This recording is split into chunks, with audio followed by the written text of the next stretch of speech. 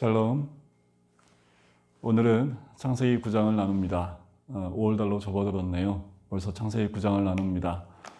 여러분, 날씨가 좀 더워지기 시작을 했는데 더 말씀 안에서 하나님의 은혜를 누리는 복된 하루가 되시기를 간절히 소원합니다. 우리 1장부터 장제목을 한번 같이 복습해 볼까요? 이제는 이 정도 되면 함께 저하고 입을 맞추면서 1장부터 8장까지 장제목을 함께 나누시면 좋겠습니다. 우리 같이 한번 따라서 해볼까요? 1. 창조, 2. 에덴, 3. 타락, 4. 살인, 5. 아담 계보, 6. 중한 방주, 물로 칠 홍수, 8. 아라랏산. 네, 잘 외우셨습니다. 9장은 좀 더 쉬워요. 9장은 이렇게 외웁니다. 9장에서는 홍수가 끝나고 난 다음에 노아와 하나님이 그 자손들과 함께 언약을 맺으시는데 그 언약의 증거를 구름 속의 무지개로 주시지요. 9장이니까요. 구름 속의 무지개 이렇게 암송하시면 9장 장제목 외우는데 굉장히 큰 도움이 됩니다.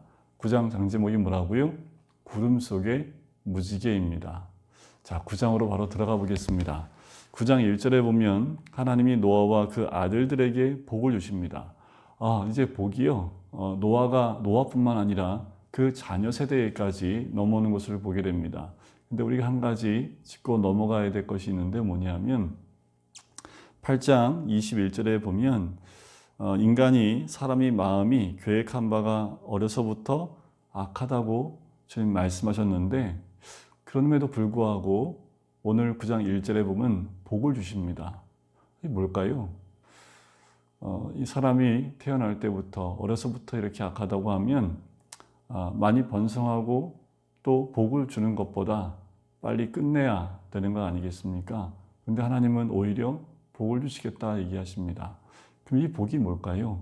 그러면 어려서부터 악한 사람임에도 불구하고 하나님이 복을 주시겠다 하신 이유는 무엇일까? 그것은 바로 노아가 방주에서 나오자마자 했던 모습입니다. 뭐예요? 제단을 쌓고 하나님께 예배를 드린 거지요. 여기서 이 복이라는 개념이 뭐냐면 복은 하나님께 무릎을 꿇고 기도하고 찬양하며 경배하는 것을 의미합니다. 그럼 진짜 복이 뭘까요? 그 복은 하나님을 경외하는 복입니다. 지금 여기서 아들들에게 복을 주시며라는 것은 바로 그 복을 의미합니다. 하나님께 기도하고 찬양하며 경배하는 그 복이지요. 이런 사람들은 다시 말씀을 드리면 진짜 하나님의 대원자의 모습으로 설 수 있는 거지요. 이런 사람들이 바로 생육하고 번성하고 또 충만한 그 본을 보일 수가 있는 겁니다. 하나님 복 주신 이유가 여기에 있었던 거지요. 여러분, 우리도 우리의 삶 가운데 하나님을 경배하고 경외하는 그 복을 늘 누리는 우리 가정이 되었으면 좋겠습니다. 자, 그리고 이 방주에서 나온 이 자녀들과 노아에게 모든 짐승과 모든 새와 땅에 기는 모든 것, 바다의 모든 물고기들을 다 주시는데 너희 손에 2절 끝에 보니까 이것들은 너희 손에 붙였다라고 하지요. 그 너희가 누굽니까? 하나님의 대행자이며 대원자의 삶을 사는 그 사람들에게 손을 붙이셨다라고 말씀을 하는 거지요. 더 말씀을 드린다면 이들이 예배자의 삶에 있을 때에 그 모든 것들이 이렇게 하나님께서 우리 손에 붙이시겠다라고 말씀을 하십니다. 그러면서 3절에 보면 이렇게 말씀하시지요. 모든 산 동물은 너희의 먹을 것이 될지라 채소같이 내가 이것을 다 너희에게 주노라. 육식을 허락하시는 것을 보게 돼요. 그런데 한 가지 주의점을 주시지요. 이 산 동물을 먹으려면, 취하려면 생명을 거둬야 됩니다. 그런데 4절에 보면 그러나 고기를 그 생명되는 핏째 먹지 말라고 하지요. 식욕을 목적으로는 먹되 생명을 경시해서는 안 된다라고 말씀을 하는 겁니다. 5절의 말씀도 너희의 피 곧 너희의 생명의 피를 찾으리라. 그 말은 뭐예요? 함부로 죽이거나 또 타살하지 말라고 말씀을 하는 거지요. 그러면서 7절에 다시 한번 말씀을 하십니다. 너희는 생육하고 번성하며 땅에 가득하여 그 중에서 번성하라 하셨느니라. 더 번창하고 번성하는 놀라운 복을 주셨습니다. 누구에게요? 이 복은 바로 예배자의 복입니다. 그리고 하나님을 경배하는 자의 복이라는 거지요. 자, 그러면서 하나님이 언약을 맺겠다라고 말씀하세요. 9절에 보면, 자, 8절에 노아와 그와 함께한 아들들에게 말씀하십니다. 자, 그러면서 내가 내 언약을 너희와 너희 후손과 모든 생물과 하겠다라고 말씀하십니다. 우리가 하나님과 언약을 맺을 만한 존재입니까? 그렇게 못 되지요. 이 언약은 하나님이 일방적으로 하시는 언약입니다. 우리는 언약을 맺을 만한 어떤 위치나 대상자가 될 수 없는 사람들입니다. 그럼에도 불구하고 하나님은 우리와 언약을 맺으시겠다. 다시는 홍수로는 너희를 멸하지 않겠다라고 말씀을 하십니다. 12절에 보면 하나님이 이르시되 내가 나와 너희와 및 너희와 함께한 모든 생물 사이에 대대로 영원히 세우는 언약의 증거는 이것이니라.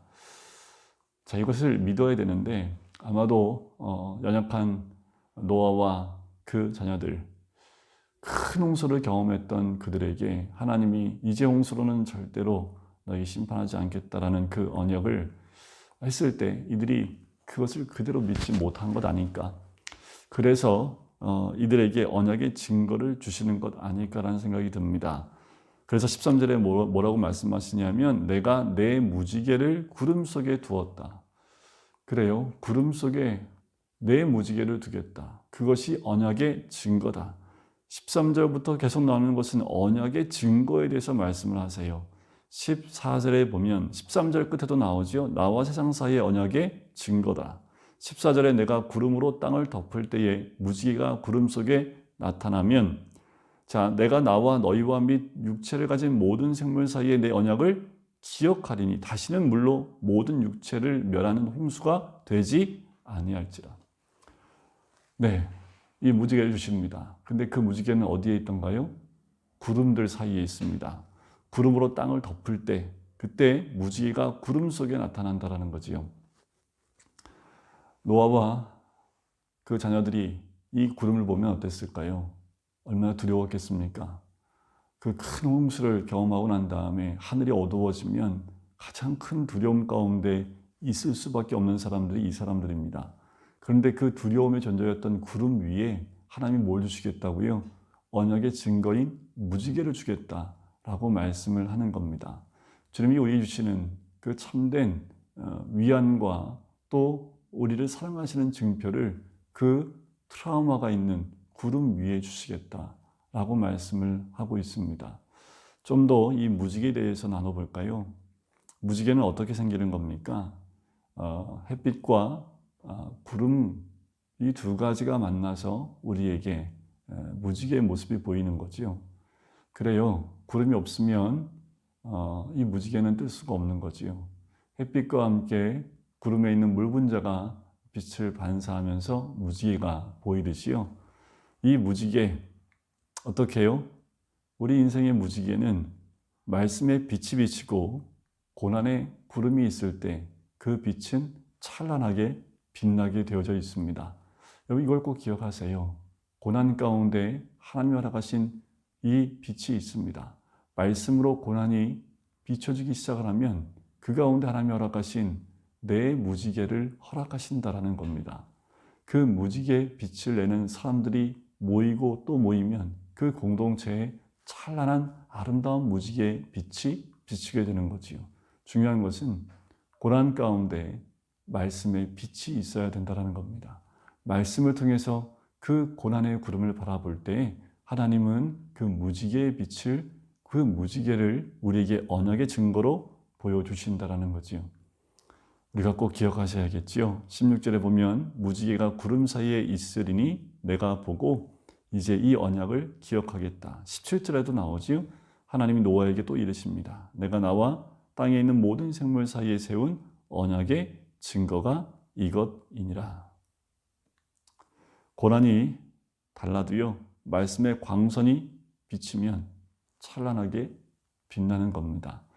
여러분, 노아가 있었던 그 고난, 우리에게 있는 고난, 말씀으로 해석되어지고 말씀으로 비춰졌을 때에 그 가운데 하나님이 허락하신 무지개가 임하게 될 줄 믿습니다.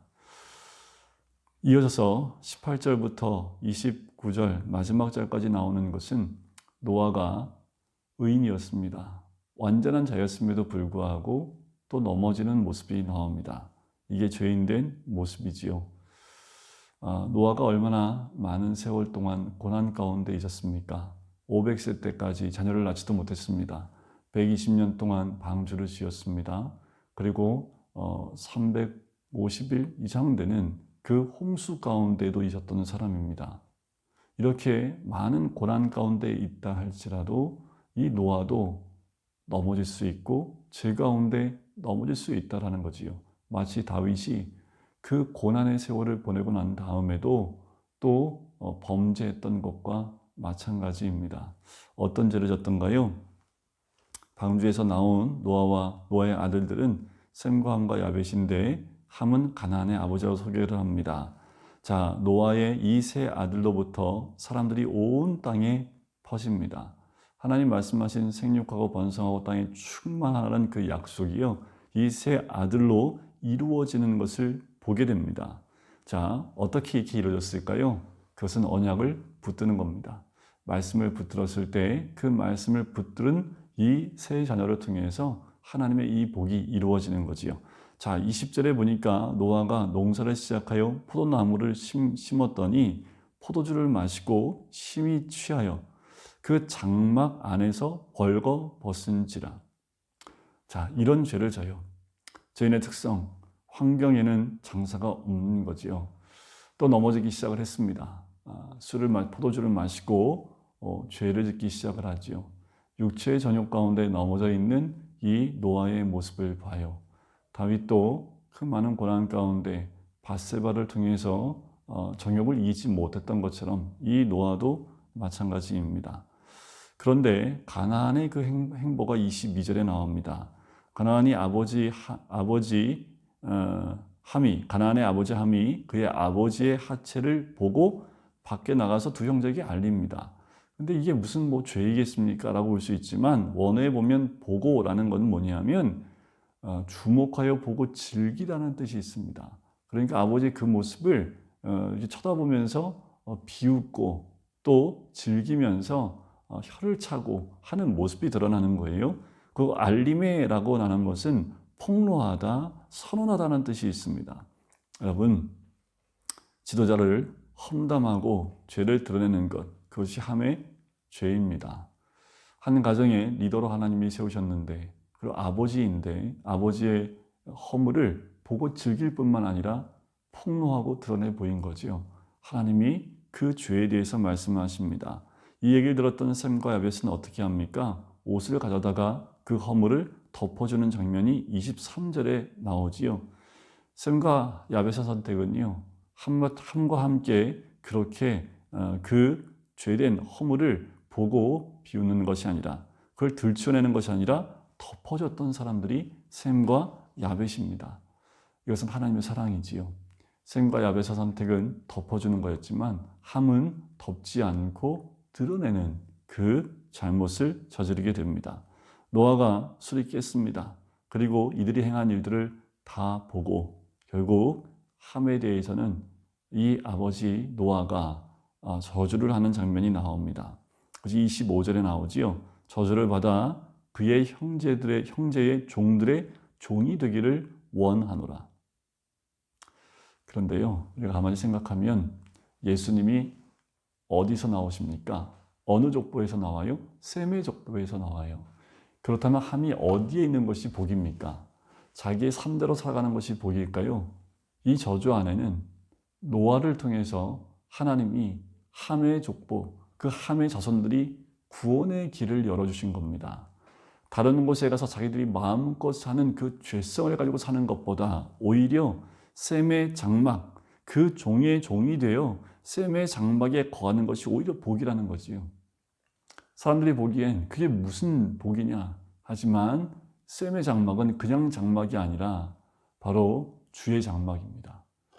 그런 셈의 족보의 종의 모습으로 그 구원의 반열 위에 있는 것이 더 큰 축복인 것을 이 노아는 알았던 거지요. 홧김에 그 자녀를 그렇게 저주하는 것이 아니라는 겁니다. 우리가 깨어 있어야 될 부분, 우리가 선택해야 될 것, 그리고 우리가 어느 장막에 있는 것이 복인지, 겉으로 보기엔 그렇지 몰라도 진정한 것은 주의 장막에 거하는 것이 가장 큰 복이라는 거지요. 그리고 홍수 이후에 노아가 350년을 살고 그 나이가 950세가 되어 죽게 됩니다. 이제 9장의 노아의 죽음으로 마무리가 되지요. 여러분, 9장을 통해서 주시는 하나님의 놀라운 그 복, 그리고 그 트라우마 가운데 있었던 그들과 언약을 맺으며 무지개 주신 하나님, 그리고 세 자녀가 각각의 선택에 의해서 죄를 범한 아들이 있었지만 결국 그의 구원은 주의 장막에 거할 때 그의 종이 된다 할지라도 그것이 진정한 복이 된다라는 겁니다. 오늘 9장 말씀을 통해서 우리 삶 가운데 동일하게 하나님의 은혜가 우리의 각자의 삶 가운데 임하시기를 주님의 이름으로 간절히 축원드립니다. 기도하겠습니다. 사랑해 주님 감사합니다. 하나님, 방주가 이제 나와서 그에게 복을 주실 뿐만 아니라 또한 그들에게 언약을 주시고 언약의 증거인 무지개까지 허락하신 주님, 우리에게 언약을 할 만한 그 어떤 것도 없다 할지라도 주님은 언약을 스스로 우리에게 허락해 주시고 또한 우리를 멸하지 않겠다 말씀하시는 하나님의 은혜가 있는 줄 믿습니다. 늘 주님을 경외하는 그 복 가운데 거하게 인도하여 주시고 아버지 하나님, 호련히 혹시나 아버지 샘 야벳과 같은 선택 가운데 있다 할 때 우리가 샘과 야벳처럼 허물을 덮어주는 선택을 할 수 있게 인도하여 주시길 간절히 소원합니다. 오늘 하루도 주와 동행하며 말씀 가운데 거하는 우리가 될 수 있도록 축복하여 주시옵소서. 감사드리며 예수 그리스도의 이름으로 기도드립니다. 아멘.